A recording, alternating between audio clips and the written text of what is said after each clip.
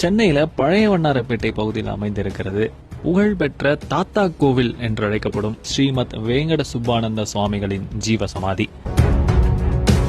ஈசூர் ஸ்ரீமத் சச்சிதானந்த சுவாமிகளின் மரபில் வந்த நம் சுவாமிகளை பக்தர்கள் தாத்தா அப்படின்னு அன்போடு அழைக்கிறாங்க.